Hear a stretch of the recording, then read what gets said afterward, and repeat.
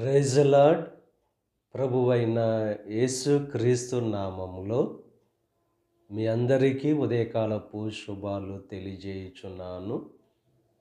ఈరోజు దేవుడు మనకు అనుగ్రహిస్తున్న అతి శ్రేష్టమైన వాక్యము ఫిలిప్పీయులకు రాసిన పత్రిక 4వ అధ్యాయము 6వ వచనాన్ని చదువుకుందాము. దేనిని గూర్చియు చింతపడకుడి గాని ప్రతి విషయములోనూ ప్రార్థన విజ్ఞాపనముల చేత కృతజ్ఞతాపూర్వకముగా మీ విన్నపములు దేవునికి తెలియజేయుడి.